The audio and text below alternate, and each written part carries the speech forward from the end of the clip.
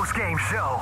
Delivered by new melts from Pizza Hut. Cheesy, crispy, and loaded with toppings for just $6.99. Enough for two, price for one. New Pizza Hut melts. Only at Pizza Hut. Lakers basketball is a final. 877-710 ESPN. It's the Pizza Hut Lakers postgame show. Tipping off now. Here's Alan Sliwa. All right, Lakers lose to the Philadelphia 76ers 113-112. Lakers now on the season 19-24. Every time they start inching closer to 500, they go through some kind of a streak the other way. This is a 3-game losing streak the Lakers are in the middle of right now. I did mention, looking at – listen, we all knew they had a tough schedule. Hawks, Kings, Nuggets, Mavericks, Sixers.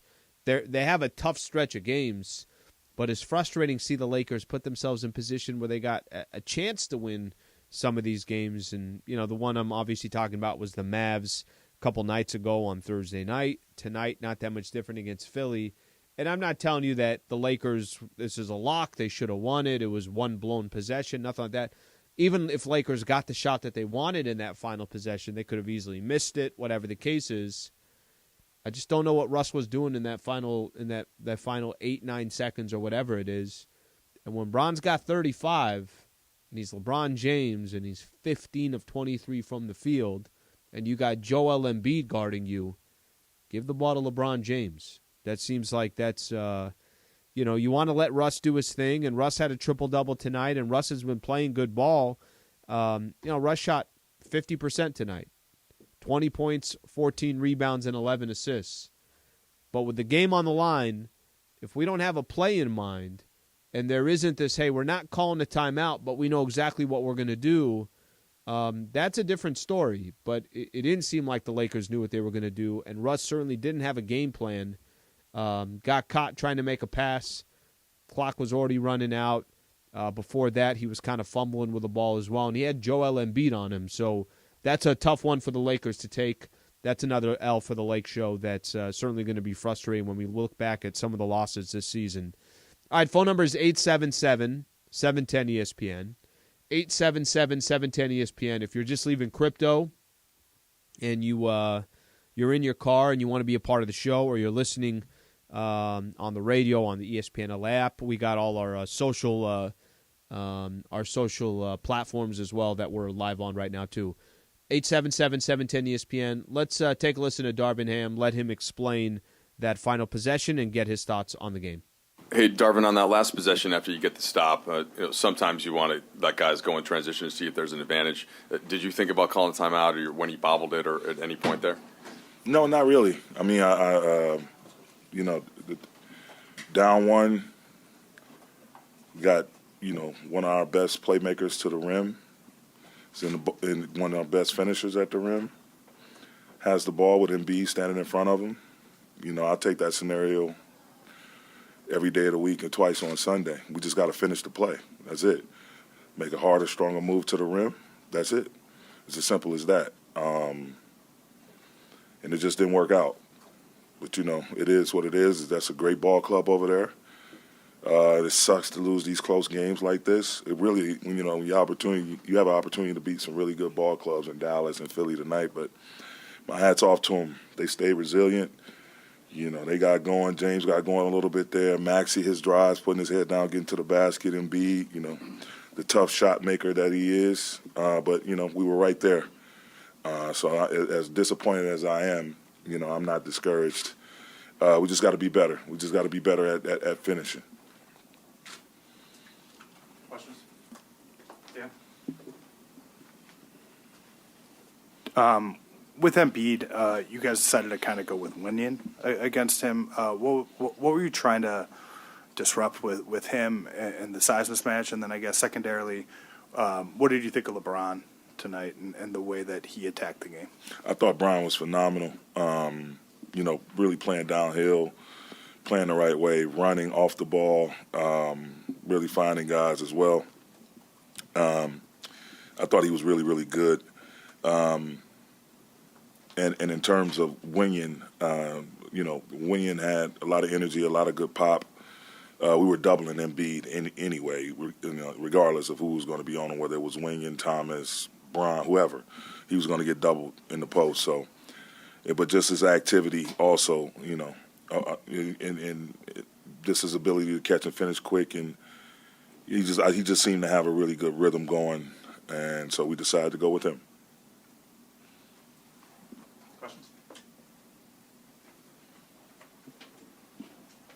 I'm paying attention Wayne, Gabriel. So, what point this season he getting better?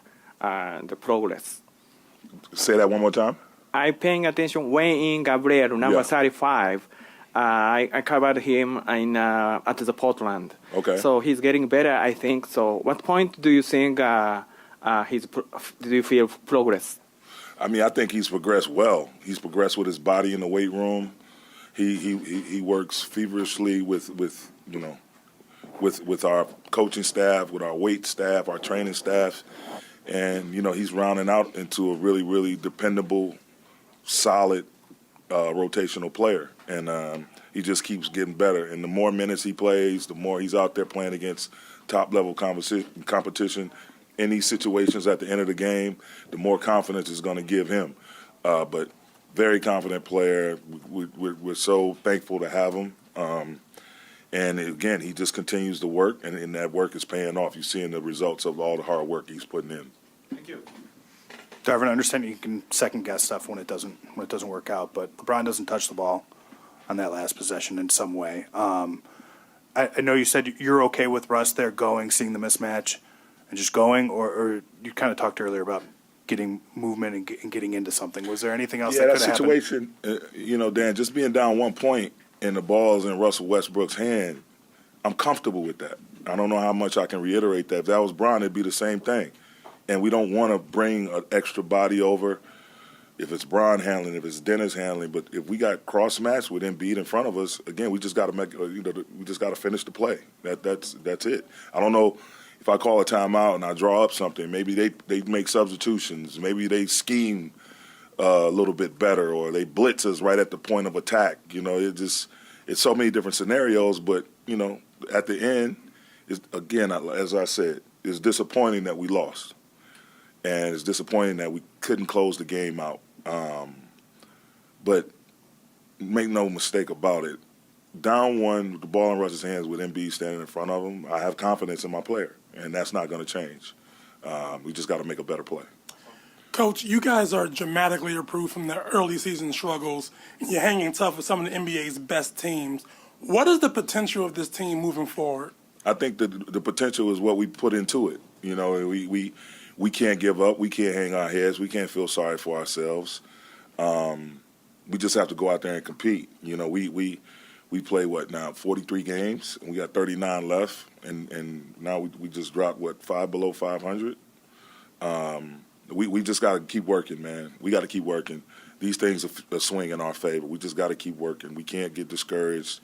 We just got to learn from these, like I always say, wisdom and lessons, not just wins and losses, but wisdom and lessons. And we have to learn from tonight, learn from Dallas and the close games, and coming out prepared, coming out ready to compete, coming out ready to play the right way. All right, that's Lakers head coach Darvin Ham right there. I'm going to take some phone calls when we come back. 877-710-ESPN, 877-710-ESPN. We'll react to a couple of things Darvin Ham said and whether you agree or disagree with his thought process there. Lakers lose to Philly, 113-112.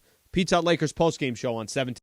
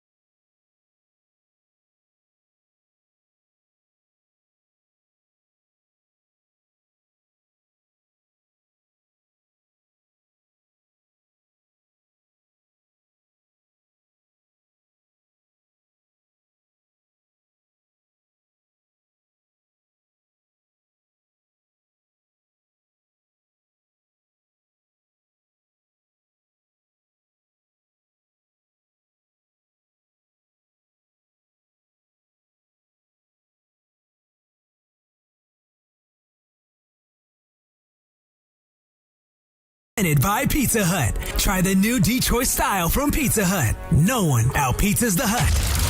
Hi, this is Anthony Davis of your Los Angeles Lakers. Hi, it's LeBron. The Lakers play here. It's time for Lakers Postgame with Sliwa. Now, here's Alan Sliwa.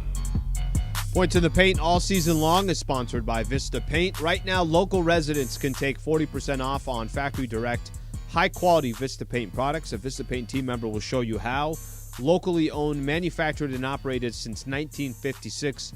Visit VistaPaint.com and start saving. Points in the paint tonight, 70-52, 18-point advantage for the Lakers, but the Lakers lose 113-112. All right, let me take some of these phone calls. Let's go to George in Paramount. George, what's going on? So I think that the last two games, I think there's the coach foul.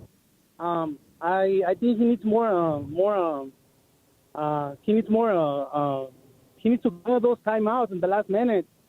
The last two games, I think they go for the coach. I don't think it's for the players. It's supposed to go for the coach. So, George, I got to be honest with you. I'm not really going to disagree that much on that one. I'm really not. I thought the game against the Dallas Mavericks, I think you got to foul Luka in regulation. And I think tonight, even if you start the possession in the play, and I get what Darvin doing. By the way, I respect, because I know those players respect when he says, I got Russ, he's got the ball, game running down, him or Bron have the ball, I'm going to let them do their thing. I know what he's trying to do, but when Russ fumbled the ball, there was still about 7-8 seconds left. When you don't feel like you're going anywhere, when you feel like the possession is kind of breaking down, call timeout. Call timeout. Even if you call timeout with 3-4 seconds left, fine, draw play.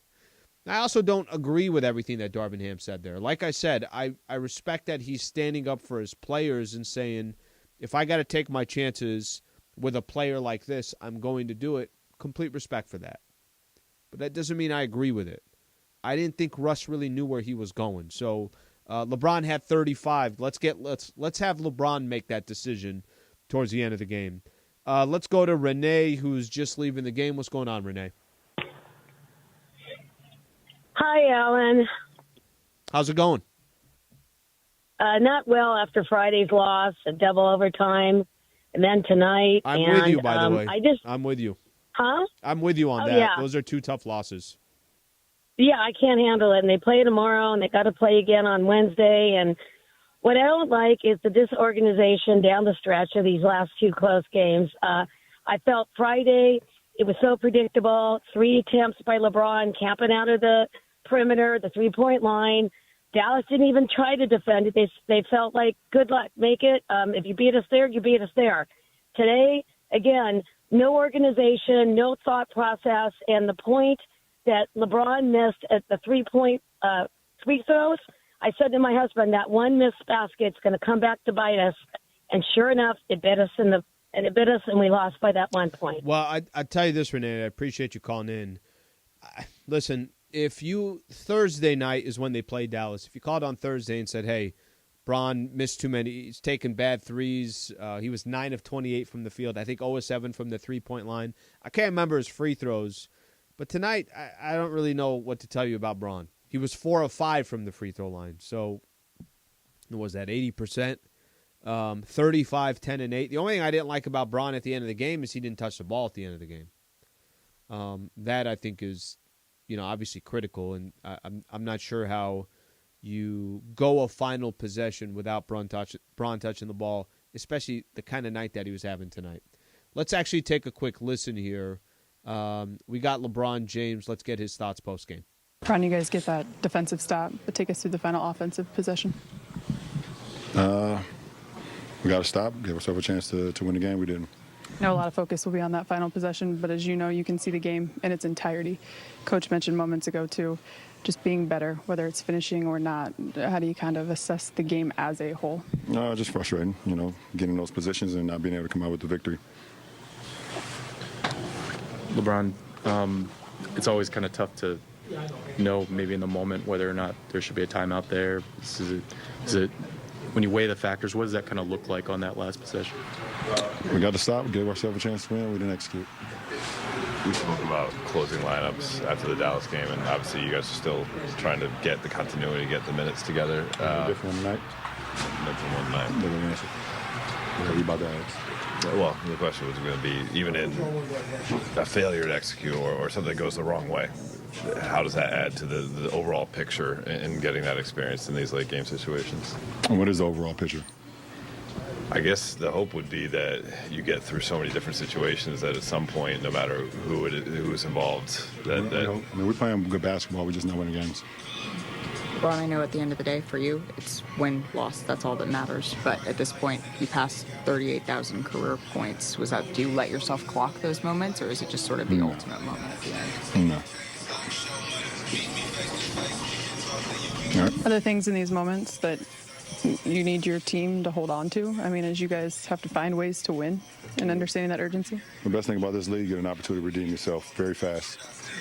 So Miss Audible is what his music was just said. You still get an opportunity to be better the next day. We got another one tomorrow, and we got to be ready to play against a young, fast, energetic Houston Rockets team. You guys have won a bunch of close games before the last two. Do you feel like overall the team is moving in the right direction here, or is there any kind of bigger picture to that? We're better than the start of the season. Go ahead, Tom. I know that the losing is incredibly frustrating for you. In the context of what this franchise is, do you think much about what it means for the franchise that, the way that the start of this season went and, the last season and... No. Thanks, Brian. So, a couple things there, on the Braun, kind of his response.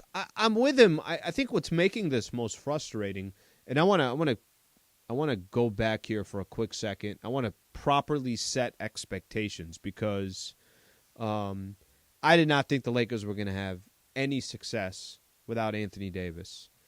And they may be now. It might be 8-8 or something like that since he got injured. If it's not 8-8, it's 8-7, or it's 8-9. It's something like that. 8-8, I think, is what it is. And the whole idea was, can you play 500 basketball without AD? And they've done that. And at one point they were 8-5, and now this 3-game losing streak. Actually, it is 8-8. I did not expect the Lakers to. I thought they had a chance to beat the Mavs a couple nights ago against Philly. If Philly plays a good game with James Harden and Joel Embiid, that's a tough matchup. It just is. I mean, you need Anthony Davis. It's the best way that I can put it. What's making these losses so difficult is Braun said it right there. We're playing good basketball. We're just not executing towards the end. We're hanging against good teams. They're just not closing out these games. That part I agree with. That part I think is certainly the most frustrating. Okay, let's take another quick call here. Let's go to Kerry and OC. What's going on, Kerry? Hey, how you guys doing, man? How you doing, Sliwa? Good, man. Thank you. Yeah, man, it's just sad that these veterans just make bonehead decisions. I mean, can't get a shot off. And it's just sad, veterans, I can see if it was a rookie or 2-year guard or something, but we got veterans that just can't make a play at the last second. I mean, it's mind-boggling. It makes you just start to think, man, do we really want to just make the play in or just get ready to go home? And I don't know. It's just I could answer that. I could answer that, and I appreciate you calling in. Yes, is what I would tell you, because if I could try to find some light at the end of the tunnel, they're hanging with good teams and they're doing it without Anthony Davis. Now, of course, AD's got to come back. If you're asking the same question and AD's not back, then that's a different, it's just, all right, well, when are we going to lose? That would be the answer. But I do want to see them in the play-in tournament. I've said this before. I think that front office has to do everything possible to make sure this team gets into the playoffs this year. Give at least LeBron and AD and Russ, give them a shot of obviously seeing if they could get into any kind of momentum and create any damage in the playoffs. Maybe it's not realistic, but they're hanging with good teams. They're executing. I don't know what they were doing at the end of this game tonight. That one was a little bit more of a head-scratcher. Okay, when we come back, we're going to take some more phone calls. I know we got people waiting. Wait, I'll make sure to get to you, and then we got Russell Westbrook. Pizza Hut Lakers postgame show on 17.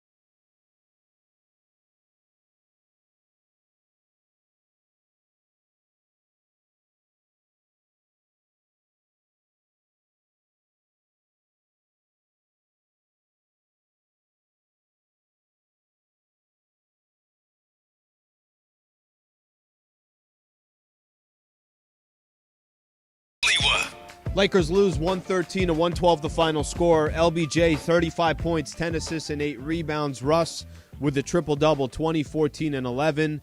Not enough for the Lakers. Embiid 35 points, 11 rebounds. Nice night for James Harden as well. 9 of 15 from the field, 24 points, 13 assists, and 7 rebounds. All right, one of our regulars, Solomon in Lake Balboa. What's going on, Solomon? Hey, man, thanks, Alan. Thanks for calling me a regular. I appreciate that. Got it, man. Listen, man, I'm getting a little tired of losing games like this, to be honest. And here's my frustration. You said it yourself, that this team, there was a signature win. I apologize, I forget the team. Without LeBron, without AD, without, I call him Skywalker, because he can jump through the roof, Austin Reeves, and they won. That tells me that the supporting cast can be depended on at the end of games. I'm tired of the hero ball that we saw tonight, and that sometimes you see from LeBron as well. He goes into that ISO thing. Just because you're hot doesn't mean that you have to end the game and the ball has to be in your hands. And Marvin Ham kept talking about, we need to play better. He needs to coach better. I hope to God he learns quickly from the Dallas fiasco. And tonight, I was sitting there going, timeout, timeout, timeout, timeout. Right, you only need 1 point. So give it your best shot. Solomon, appreciate you calling in. The show the game you're talking about is against Miami. That's the one where Dennis Schroeder scored 32. Lakers role players pretty much stepped up and won them that game. I'm not going to disagree because there's a couple angles here. Number one, they're playing good basketball, undermanned against decent teams. That needs to be put to the side. The other part of it is you got chances to win these games, and you're doing things at the end of the game that I don't think is helping your chances to walk away with the W. So that part is certainly frustrating. Ken in Newport Beach, what's going on, Ken? Well, I have to agree with my friend Solomon. He said a lot of what I was going to say. You listened to LeBron at the end, but you didn't see his demeanor. He was angry, very angry. 7 times this year, the Lakers have gone down to the end. Only 2 times has Darvin Ham called the timeout. One to tell him don't foul Johnson, and the other one who knows what he did. You had the opportunity to put a play together. And there was LeBron just standing there. He might as well have had his hands in his pockets as Westbrook is dribbling around, losing the ball. That should never happen. The coach should not be a spectator. He should be somebody calling a play, but he doesn't do it. It's almost like he's scared to do it. And what happens is you're losing games. Ken, I'm gonna jump in. I don't think this is how I genuinely feel Darvin Ham feels in some of these situations. I think he's got the utmost confidence in his players to make certain decisions. He's got the confidence that they're gonna they'll make the right play, they'll make the right decision. But where I would stop, at some of that, I think sometimes that's where the coach comes into play. I get the confidence. I get that you want these guys to never have to overthink, never have to second guess themselves. But these last 2 games to me are perfect examples where the coach can win you a game and the players just execute what somebody with great experience in that situation can kind of take everybody's game to the next level, or however you want to describe it. But there are moments where you want your coach to win a game, and I thought he had a couple opportunities these last couple of games. Okay, we kept talking about Russ. Let's get Russ's thoughts. 113-112. He'll obviously explain that final possession. Russ, you get that stop on Joe and come down offensively. What were you seeing and looking at in that moment? Trying to get to the basket. That's unfortunate, but he was grabbing my wrist. I couldn't get the ball up, but it's all good. In moments, look at it tonight.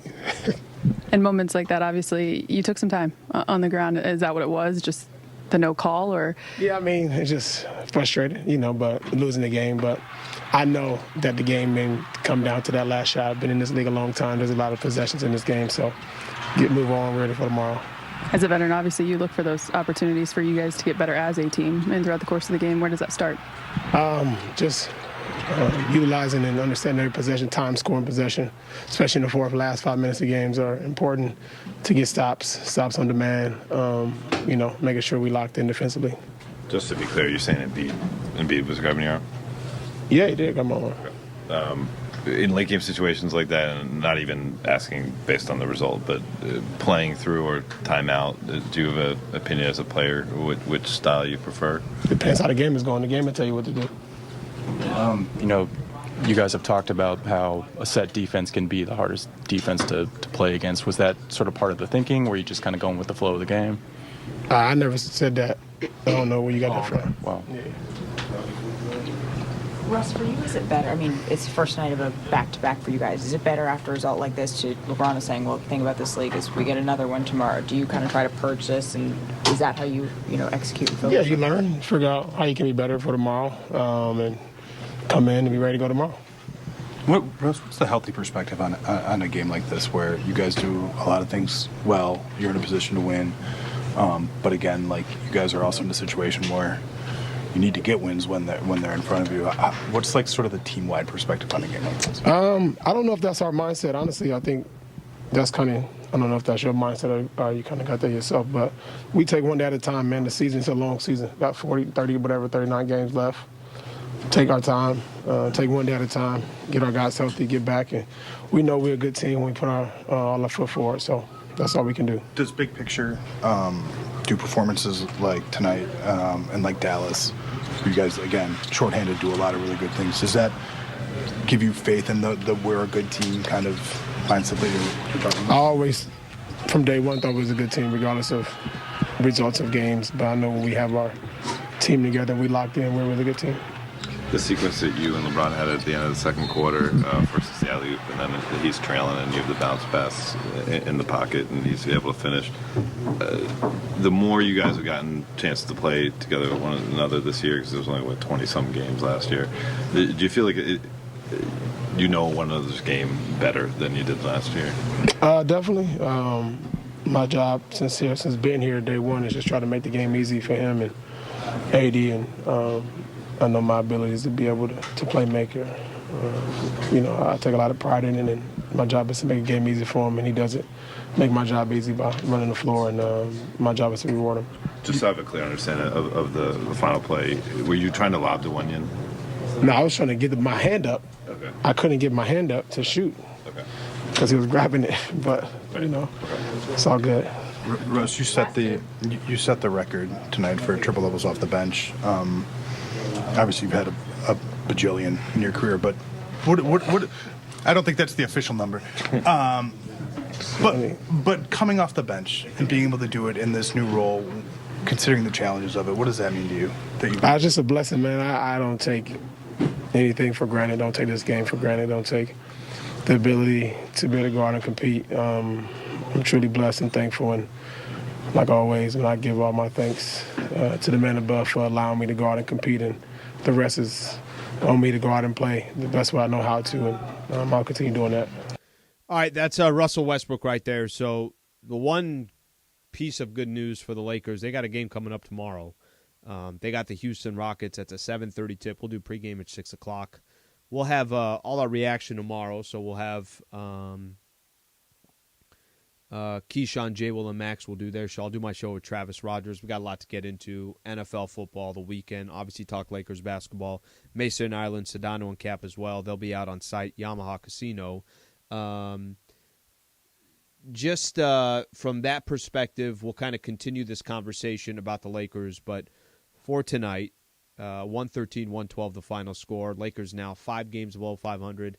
I don't want to sound too dramatic here, but tomorrow sounds kind of like a must-win against a Houston Rockets team that has the worst record in the NBA.